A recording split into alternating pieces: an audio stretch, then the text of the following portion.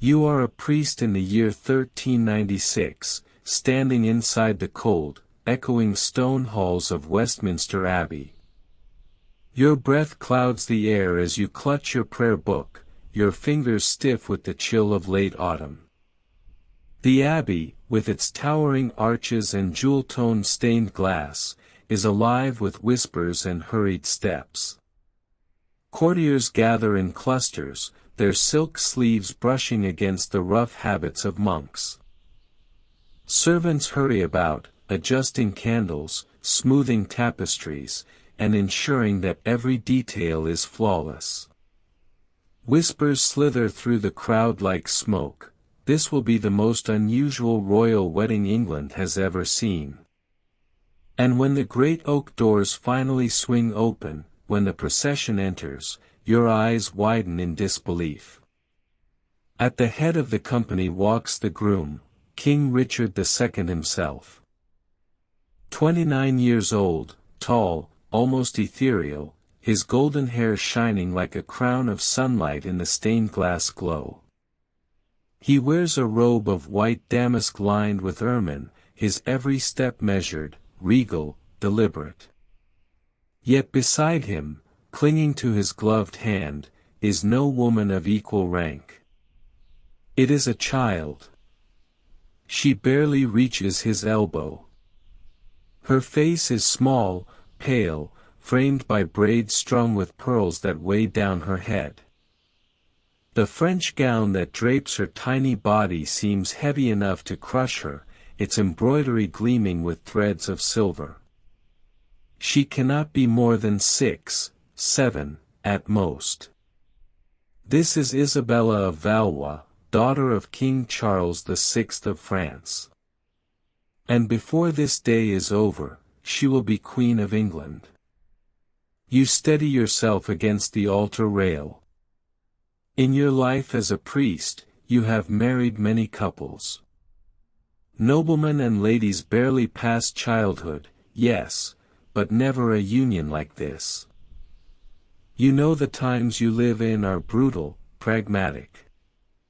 The Black Death swept through just half a century earlier, killing half of Europe. Life is brief. Childhood is brief. Political bonds are forged quickly, with little regard for innocence. Still, as you gaze at this fragile girl walking beside England's king, something inside you twists. Richard kneels to take his vows, his voice firm but softened, almost protective, as though speaking to a daughter. The crowd listens in silence. This is not the marriage of passion, nor even of convenience. It is something larger, a treaty disguised as a wedding, a child made into a symbol. Everyone knows what this marriage means. The 100 Years' War, raging for generations, may now pause. France and England will share peace for as long as this little bride grows into her role. Everyone also knows that the marriage will not be consummated until Isabella is of age.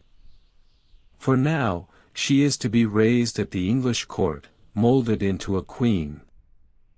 You raise your hand in blessing, your voice steady though your heart trembles.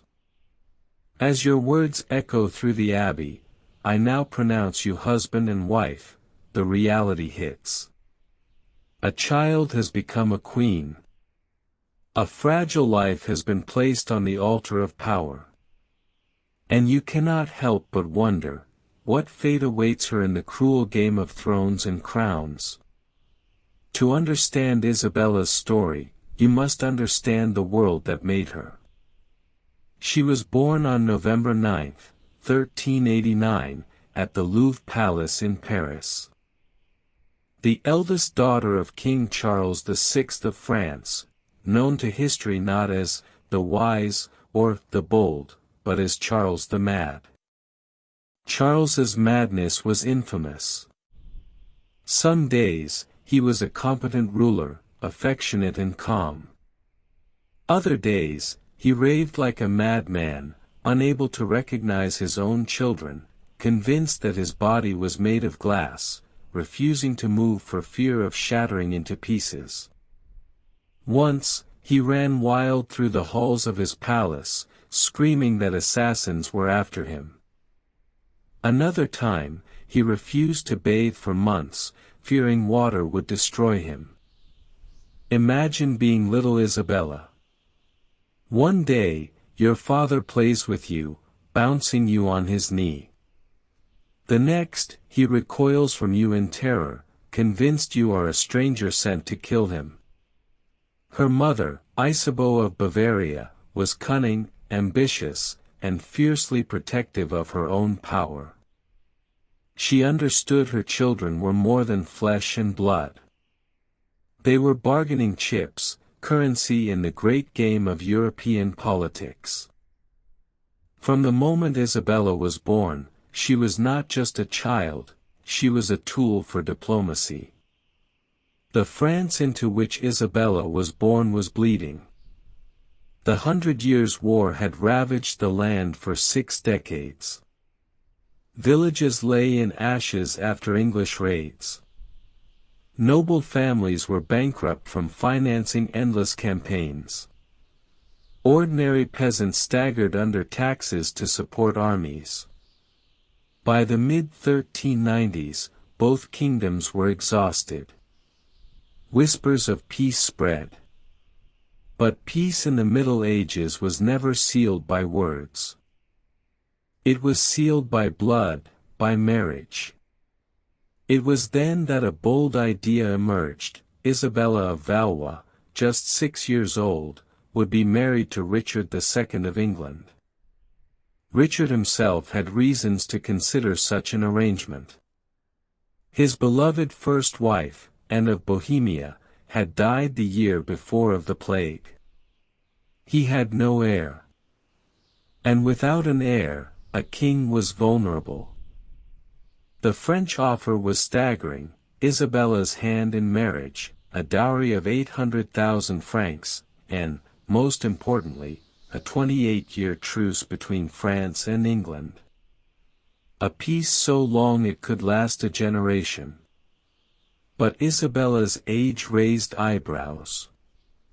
Even in an age when 12- or 13-year-old brides were not unusual, 6 was shocking. Yet, the French argued, this was the point. Her youth made her the perfect symbol of new beginnings, untainted by the decades of bloodshed that had poisoned relations between the two nations. Richard agreed. Some say that when he saw Isabella's portrait, his expression softened, as if he saw in her not just a bride, but a child he could protect, a daughter as much as a queen. And so the wedding was set. On October 31, 1396, in Calais, Isabella of Valois, only 7 years old, was married to Richard II. She wore a gown of cloth of gold so heavy she could barely walk, her crown made smaller than any queen's crown before. Richard knelt to her level to exchange rings, lifting her chin gently when she grew nervous. A year later, she was crowned at Westminster Abbey. The streets of London were thronged with people, desperate to see the famous child queen. Some even died in the crush of the crowd. For 3 days, the city celebrated with music, feasts, and pageantry. Isabella, sitting beside Richard at the high table, picked delicately at her food with perfect manners, a child mimicking the grace of a queen. But beneath the golden crowns and joyous processions, darker whispers stirred. Peace built on fragile foundations rarely lasts. And the child who had just become Queen of England was about to learn that symbols of peace are also pawns in war. At first, England tried to make the child queen feel at home. Isabella was given her own apartments at Westminster, a household carefully balanced between French and English attendants. Her days were filled with lessons, languages, music, embroidery, the delicate etiquette of English nobility. Richard himself visited often, bringing her gifts, jeweled books from Oxford, exotic birds from Ireland, finely crafted toys.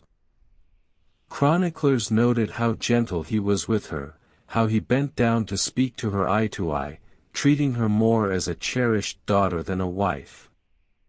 And Isabella responded in kind. She looked forward to his visits, greeting him with a mixture of awe and affection. He was not a frightening husband, he was a protector, a father figure. The other children at court, sons and daughters of noble families raised alongside the royal household, quickly became her companions. Isabella's favorite was Margaret Holland, a girl just 2 years older, who taught her English games and whispered secrets about who at court could be trusted. In the gardens, the two played for hours. Margaret explained the labyrinth of noble families, their alliances and betrayals. Isabella listened intently, her sharp mind absorbing more than her years suggested. She began to notice things, the way nobles fell silent when Richard entered a room, the glances exchanged when certain names were mentioned. Why do they always watch each other like hawks?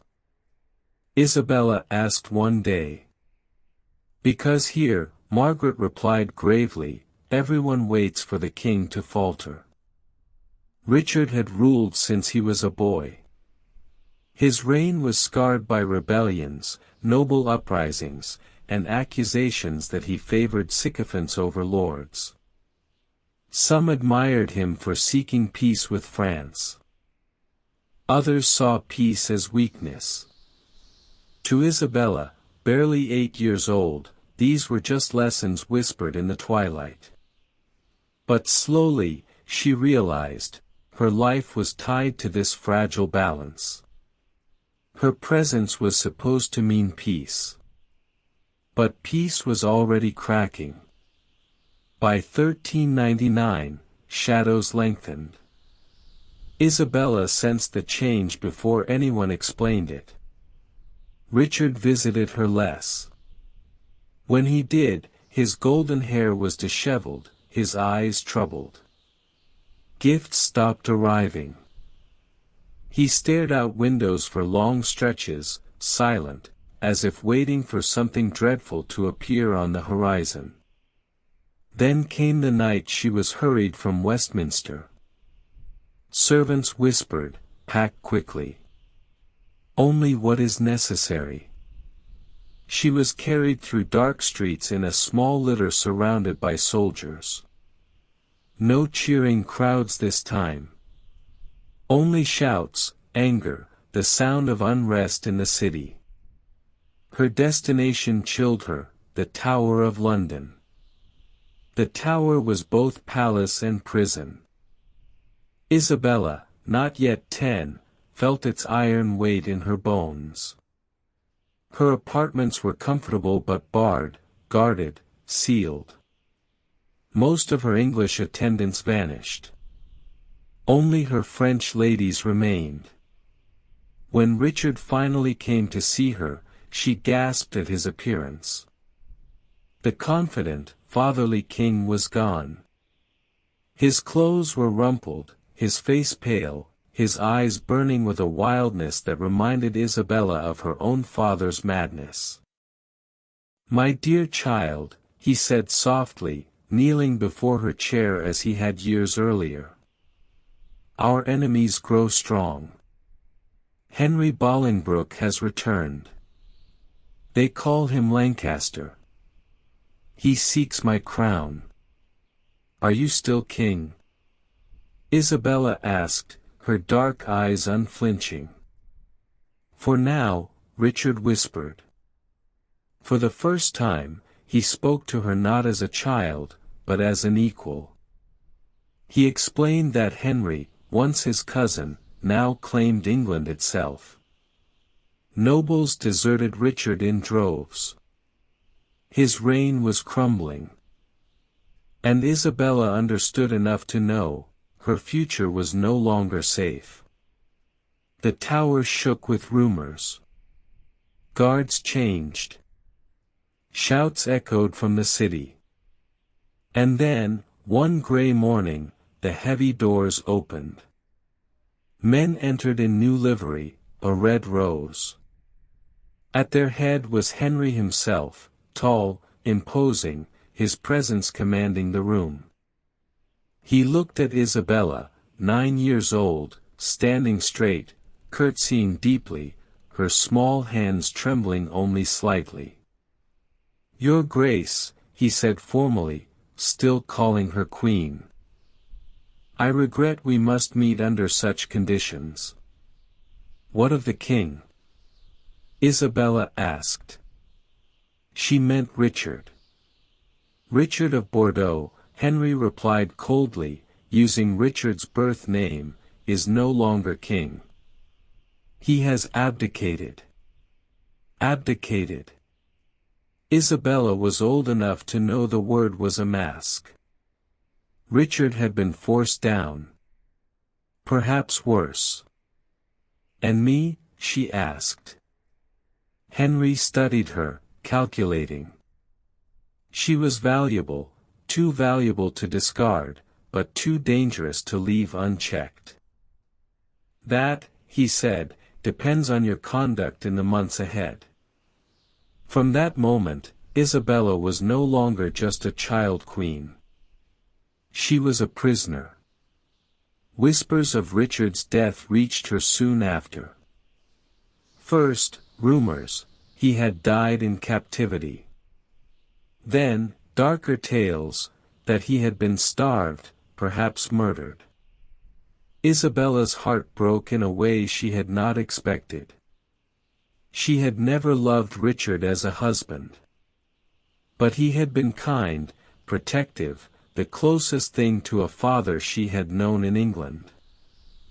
His death was not just a loss, it was the cutting of her last tie to the life she had built. And now, she was alone. Henry's council debated her fate. Some argued she should be sent back to France at once. Others insisted she stay, leverage against her father. For months she lingered in limbo, trapped between two kingdoms. At last, in 1401, word arrived from Paris. Her father demanded her return. Henry agreed, but on one condition: Isabella must publicly acknowledge him as the rightful king and renounce her claim as Richard's widow. She was 10 years old. Her French advisers urged her to comply. But Isabella, despite her age, understood what was being asked. If she agreed, she would erase everything Richard had done to secure peace. She would betray his memory. So she refused. For weeks she held out, weeping silently in her chamber, resisting the pressure. At last, her father's command forced Henry's hand. France threatened war if she remained. Henry, unwilling to risk it, let her go. And so, in the summer of 1401, the little girl who had left Paris at 6 returned at 11, older, sharper, her childhood stolen by crowns and chains. But her story was far from over. Back in France, her mother already began plotting her next marriage. Because Isabella of Valois was still too valuable to be left in peace. When Isabella stepped off the ship in 1401, the French court looked upon her with a mixture of relief, curiosity, and suspicion. She was no longer the wide-eyed child who had been paraded through London streets as a symbol of peace.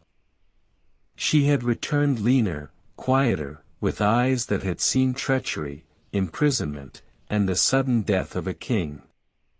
But France itself was not the safe haven she might have dreamed of. Her father, King Charles VI, was still tormented by madness.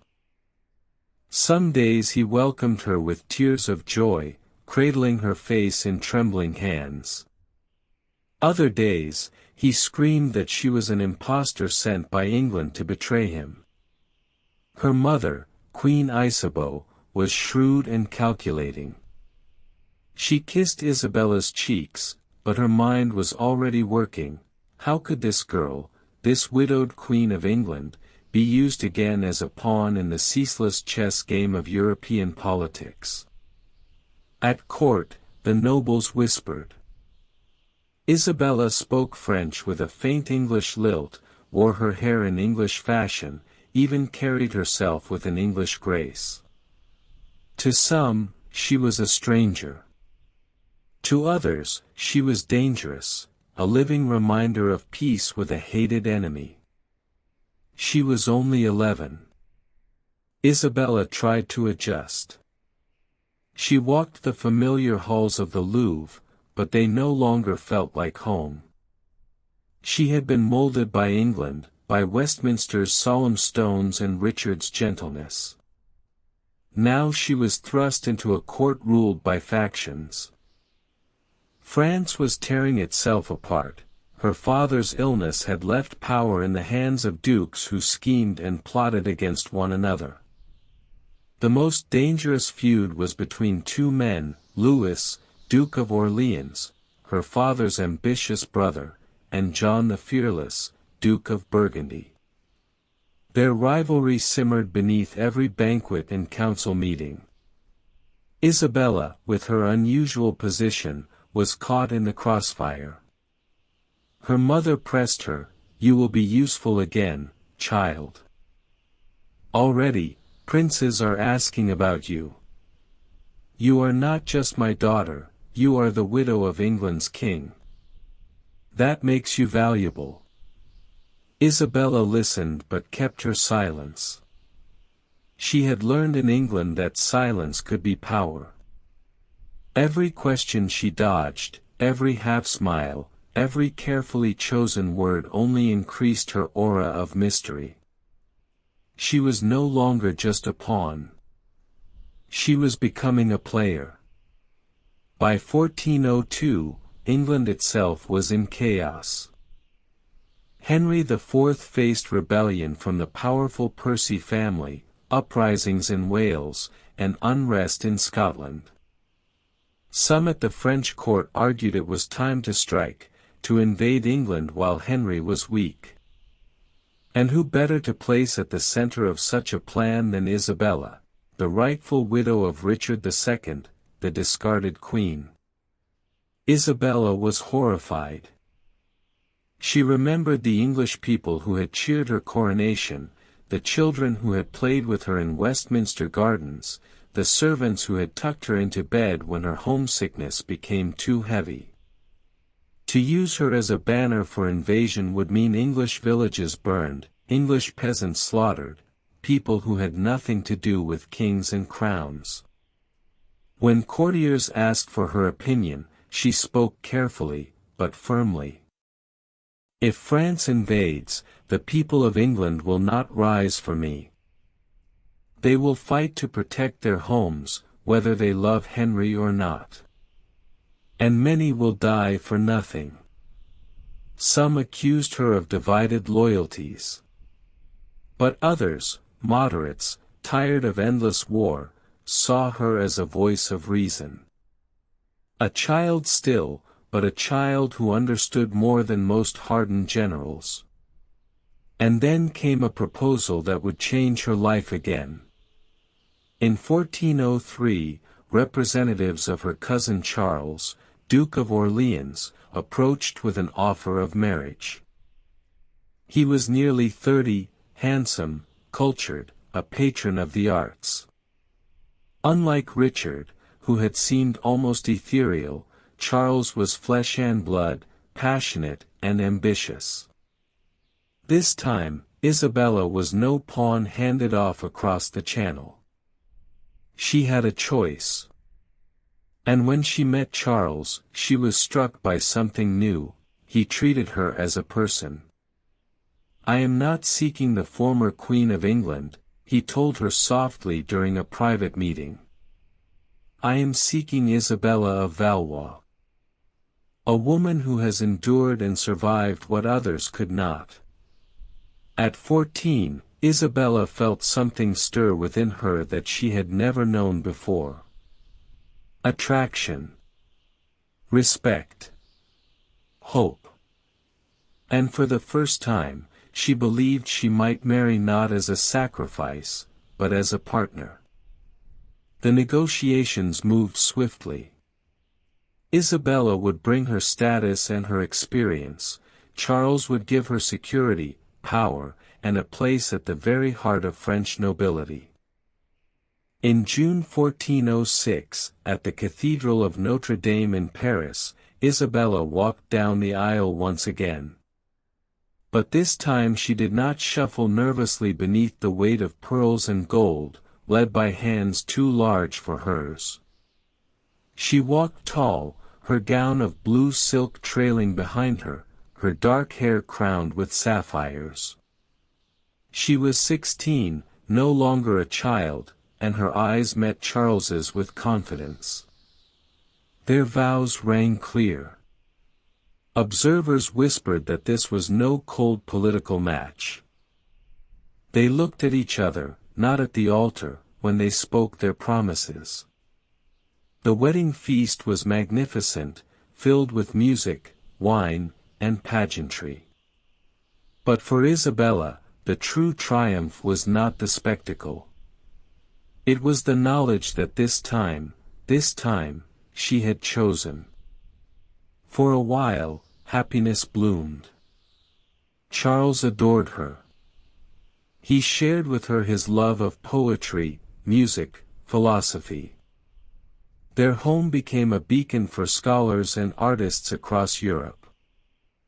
Isabella, who had been a child queen, a political prisoner, and a bargaining chip, was finally something else, a partner, a patron, a wife in truth. In 1407, she gave birth to a daughter, Jean. Holding the tiny child in her arms, Isabella whispered in both French and English, "You will not be a pawn. You will be loved." But peace, once again, was fragile. That same year, her father's brother, the very Louis of Orleans who had once arranged her second marriage, was murdered in the streets of Paris by agents of the Duke of Burgundy. Civil war erupted. And Isabella, Duchess of Orleans, found herself once more at the center of blood and betrayal. The murder of Louis of Orleans in November 1407 was like a thunderclap over Paris. The king's brother, slain in broad daylight, his body hacked to pieces in the street. The killers vanished into the labyrinth of alleyways, but everyone knew who had ordered it, John the Fearless, Duke of Burgundy. The news shattered Isabella's fragile happiness. Her husband Charles inherited his father's mantle of leadership almost overnight. One day, he was a poet and patron, hosting troubadours in candlelit halls. The next, he was the head of a faction at war. And Isabella, still only 18, still fragile from childbirth, was now the Duchess of Orleans, standing beside him in a France sliding into civil war. Life changed instantly. Their once carefree household became a fortress. Bodyguards patrolled the corridors. Letters were read before they reached her. Isabella's movements were monitored, every outing weighed against the risk of ambush. Charles hardened under the weight of vengeance. The gentle, laughing man she had married now spoke of blood and justice, his words edged like steel. "Burgundy has drawn first blood," he told Isabella in the silence of their chamber. "I will answer it. He has declared war on us all." Isabella looked at him, fear coiled tight in her chest. She had seen war already, she had lived through it as a child queen in England. She knew what war meant. Not just nobles clashing with swords, but villages burned, peasants starved, children orphaned. She touched his hand. "If you fight him, promise me you will not lose yourself." Charles kissed her fingers but said nothing. Silence was its own omen. In 1408, Isabella gave birth again, this time to a son, named Charles after his father. His arrival brought hope, a sense of continuation, a promise of future stability. But even the cry of her newborn could not silence the drums of war. Burgundy's men marched, Orleans' forces answered, and France descended into bloodshed. When Charles rode to battle, Isabella managed their lands. She became the de facto ruler in his absence, deciding how to allocate food to the villages, ensuring soldiers' wages were paid, negotiating with allies. Her English childhood had taught her diplomacy. Now, she put it to use. Letters in her hand carried weight, her seal a sign of reliability in uncertain times. And people began to notice. The Duchess of Orleans was not merely a figurehead. She was a leader. Still, happiness and grief braided tightly around her. In 1409, Isabella bore a third child, a daughter named Marguerite. But the birth nearly killed her. She bled for hours, her body weakened, an infection followed. For days she hovered between life and death. Charles wept openly, refusing to leave her side. Some whispered that the duchy itself held its breath. If Isabella died, Charles would lose not only his wife, but his greatest source of counsel and stability. But she lived. Barely. Her recovery was slow, her strength never fully returning. Doctors warned her, another pregnancy could kill her. For Isabella, who had found joy in both love and motherhood, it was a cruel sentence. She and Charles grew cautious, their passion tempered by fear. The vibrant young woman who had once walked confidently into Notre Dame was now forced to face her own mortality daily. Yet Isabella refused to retreat into silence. Her illness only sharpened her determination. She had seen too much, lost too much, to surrender. If her body was frail, her mind and spirit remained iron. She poured herself into governance, diplomacy, and culture. She expanded their patronage of poets and scholars, turning Blois into a sanctuary of learning amid chaos. She supported relief efforts for peasants displaced by war, insisting that the suffering of the common people could not be ignored. And she kept her eyes on England. In 1410, whispers reached France that Burgundy was seeking an alliance with Henry IV. The thought chilled Isabella. She knew Henry's hunger for legitimacy, knew what English armies could do to French soil. She had lived through it. So she took action. Through secret letters, intermediaries, and careful channels, Isabella reached out to England. She warned them, do not intervene. War in France will devour you, too. Her appeals were cautious, Henry's court did not trust her, but they were heard. And for a time, the threat of English intervention receded. But her health worsened. By 1411, Isabella's lungs were weak, her body thin, her steps heavy. Likely tuberculosis, though doctors of the time had no name for it. She coughed through nights, fever racking her frame. Still, she pressed on. She educated her children herself, insisting they learn not just French, but Latin, and even some English. She made provisions for their futures, knowing her own might be short. Her letters from this period reveal a woman aware of her mortality, but determined not to waste the time left to her. "I will not be silent," she wrote to a confidant. "Even if my body weakens, my voice must not." In September 1409, as civil war raged on and factions tore at each other, Isabella's body finally gave way. At just 20 years old, she died in Paris, surrounded by her children and the husband who adored her. Charles of Orleans wept as though the world itself had ended. He had lost not only his wife, but his partner, his anchor. The funeral procession was immense. Nobles, clergy, and commoners alike followed her coffin through the streets of Paris.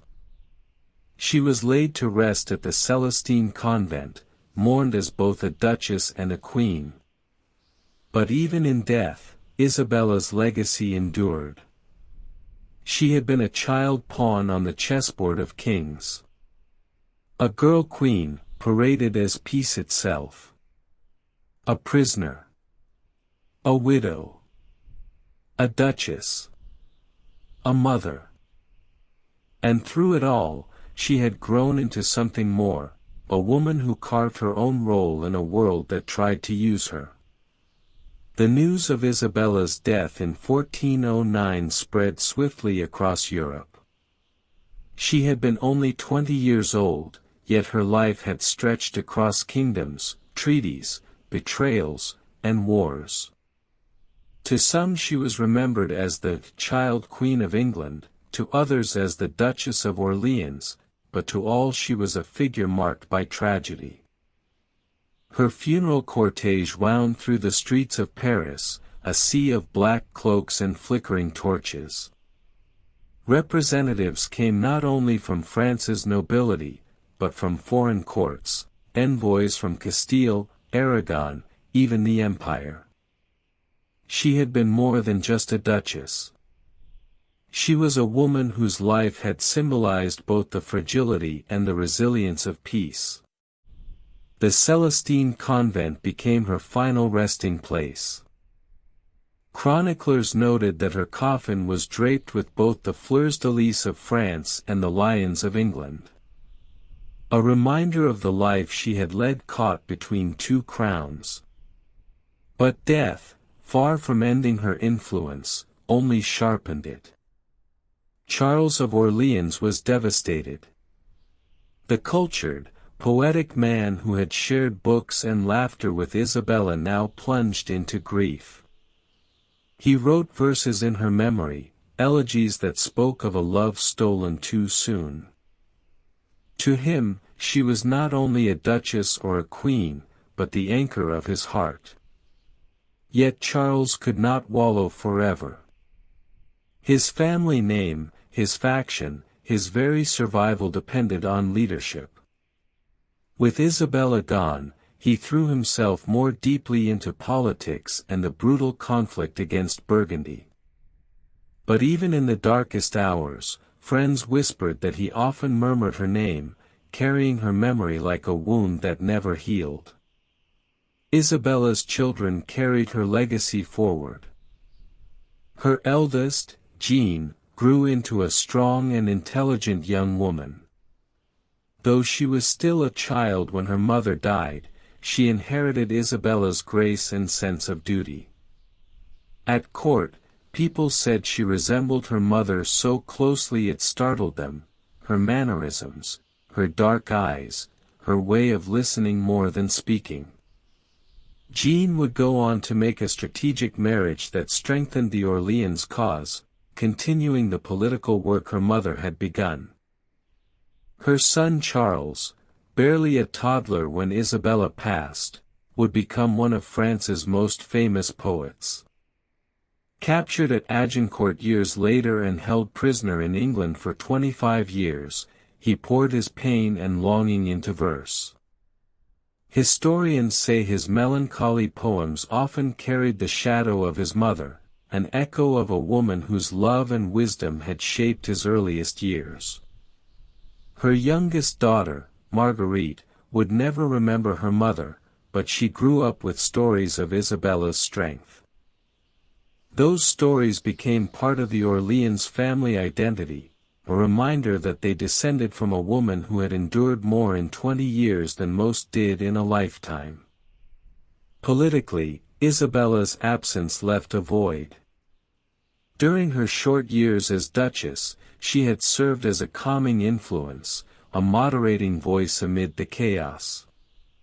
She had reminded men who spoke only of war that there were peasants, children, and villages at stake. She had warned against reckless alliances and urged diplomacy where others sought blood. With her gone, moderation waned. The feud between Orleans and Burgundy spiraled into bloodier conflict. The Armagnac-Burgundian civil war tore France apart, weakening the kingdom just as Henry V of England prepared his campaigns. Some contemporaries said openly, had Isabella lived, France might have found peace sooner. Her death had left the chessboard unbalanced. Yet Isabella's life was not forgotten. To the French, she became a symbol of endurance. A girl given away at 6, crowned queen at 7, widowed at 10, remarried at 16, dead at 20, yet through it all she had shown intelligence, dignity, and compassion.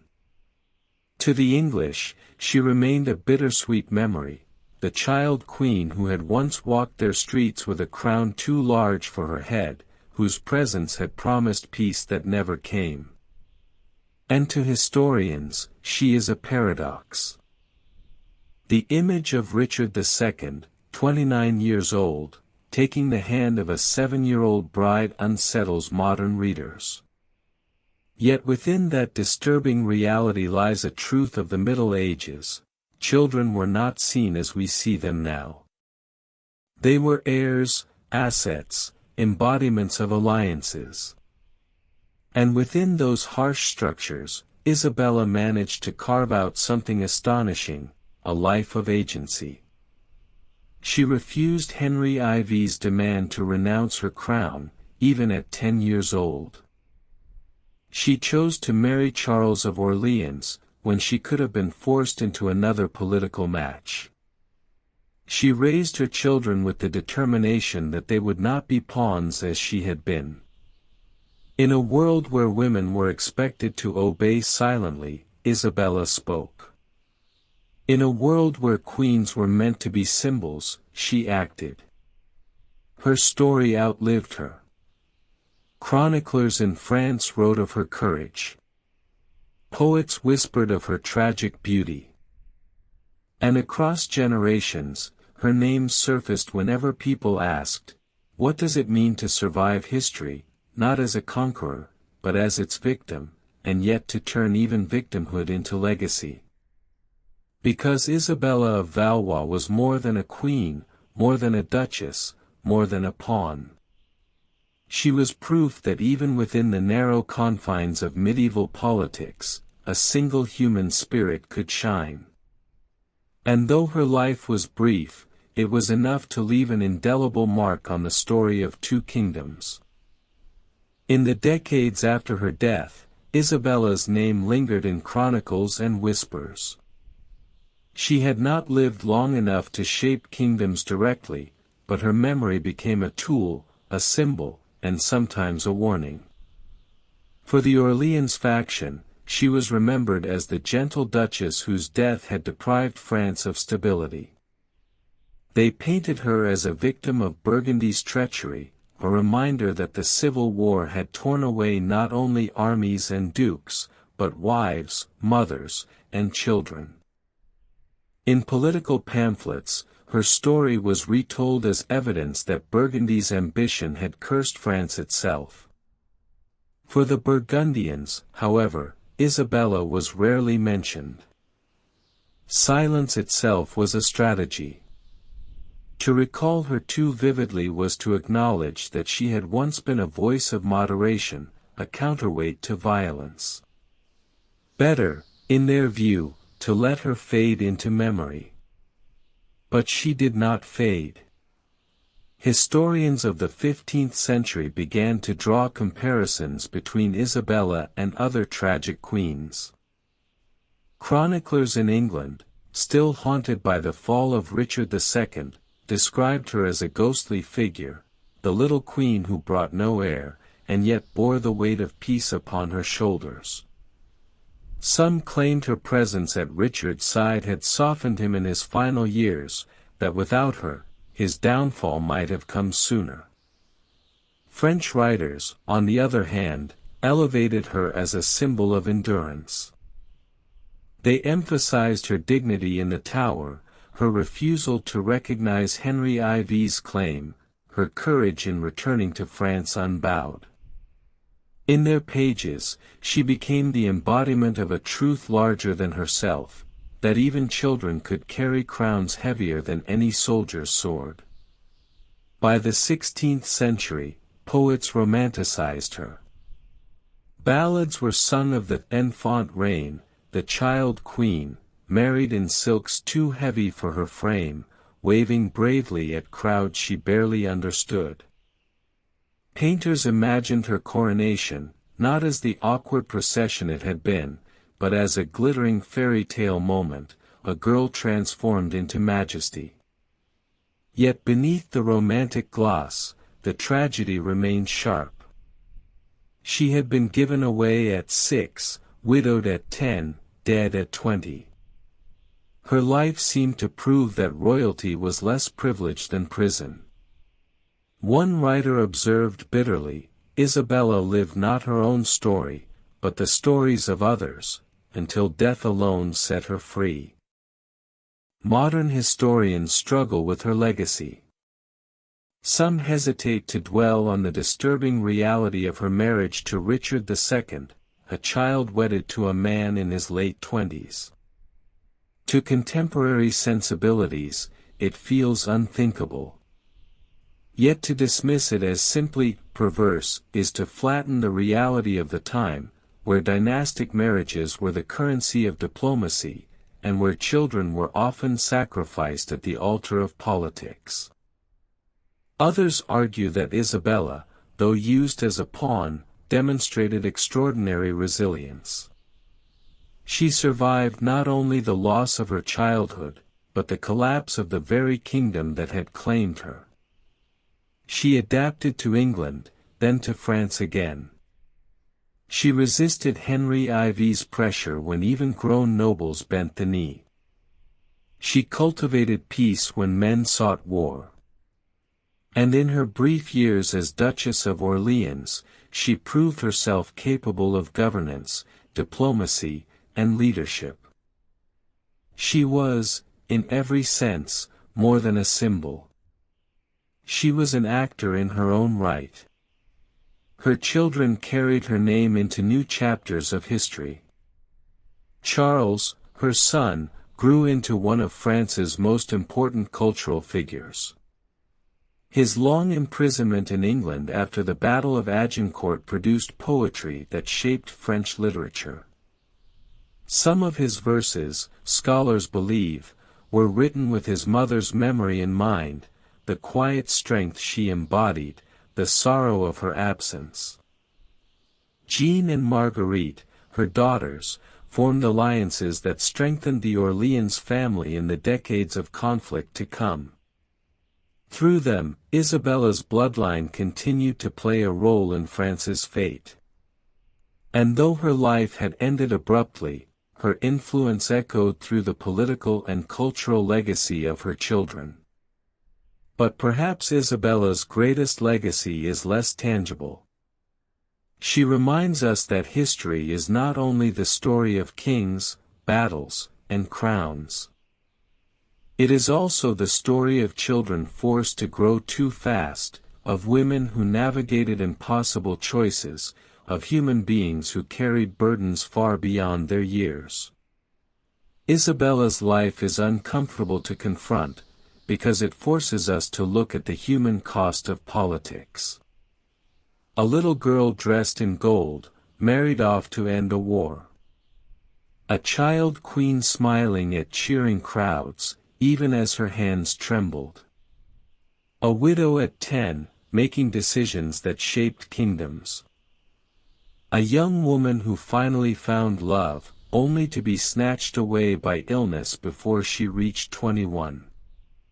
She was not merely a queen or duchess.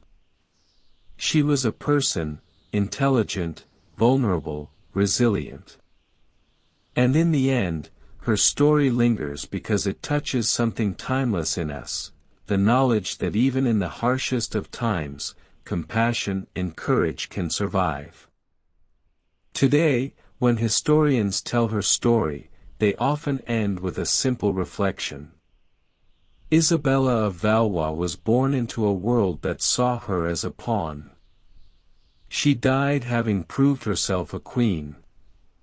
When we look back at Isabella of Valois from the distance of 6 centuries, her story still unsettles us. Not because of the pageantry of her coronation or the glitter of her gowns, but because of what lies beneath, the stark reminder that history is built on the lives of the vulnerable. Picture her again, 7 years old, standing inside Westminster Abbey, her tiny hand swallowed by Richard II's gloved palm. A crown balanced awkwardly on her head. Nobles cheering, priests chanting, candles flickering against the Gothic stone. To them, she was a symbol, a living treaty. To us, she is a child, too small to carry the crushing weight of nations. And yet, she carried it. The tragedy of Isabella's life is obvious: stolen childhood, political imprisonment, widowhood before adolescence, death at 20. But if we stop there, if we see her only as a victim, we miss something essential. Because Isabella was not passive. At 10, she defied Henry IV of England, refusing to renounce her crown or call him rightful king. At 16, she chose her second husband, Charles of Orleans, insisting she would not be given away like a bargaining chip again. As Duchess, she stepped into governance, relief efforts, and even secret diplomacy to keep England from interfering in France's civil war. Her life may have been short, but it was filled with moments where she seized agency in a world determined to silence her. Modern audiences often ask, why should we care about a queen who lived 600 years ago? Because Isabella's story speaks across centuries. It speaks to the universal human struggle between being shaped by forces beyond our control, and finding ways to act within them. She reminds us that even in an age when women, children, and peasants were treated as pawns, individuals could still resist, still choose, still matter. Her defiance of Henry IV, her careful diplomacy in France, her nurturing of her children, all these choices ripple outward into history. And in that sense, Isabella is not so distant from us. Think of the pressures we face today, the weight of expectations, of politics, of societies that often reduce individuals to symbols. Think of the children forced to grow up too fast, of young women still navigating systems that undervalue their voices. Isabella's story forces us to ask. Backhand index pointing right: how do we maintain dignity when the world tries to use us? Backhand index pointing right: how do we claim agency when our choices seem small against vast powers? Backhand index pointing right: how do we leave a legacy when our time is brief? Isabella answered these questions not with speeches or armies, but with resilience. With quiet defiance. With the ability to endure without losing her humanity. Her death at 20 feels unbearably cruel. She never saw her children grown, never knew if France would heal, never lived to see her husband's revenge against Burgundy. But perhaps this, too, is why she lingers in memory. Because unfinished lives haunt us most. In the end, Isabella of Valois stands as one of the most tragic yet inspiring figures of medieval Europe. Not because she was a queen, but because she was human, fragile, intelligent, determined. Her story strips away the myths of medieval glory and forces us to look at the cost of crowns. Behind every treaty, every war, every coronation, there were lives bent or broken by decisions made in council chambers. And yet, within that system, Isabella found ways to live meaningfully. To love. To protect. To resist. So the next time we think of medieval queens, let's remember not only the grand ladies who wielded open power, but also the young girl who walked into Westminster Abbey at 7 and left this world at 20, yet still managed to shape history. Isabella's life is proof that history is not only written by the conquerors, but also by those who endure. Her crown may have slipped. Her reign may have been short. But her story, her courage, remains. Movie camera, and to you, watching this centuries later, what do you think? If you had been Isabella, given away as a child, imprisoned, widowed before your teenage years, would you have had the strength to resist, to refuse, to keep your dignity? Or would you have surrendered to the role others forced upon you? History doesn't just live in dusty chronicles. It asks us, even now, to step into the shoes of those who came before. And Isabella of Valois still asks us that question.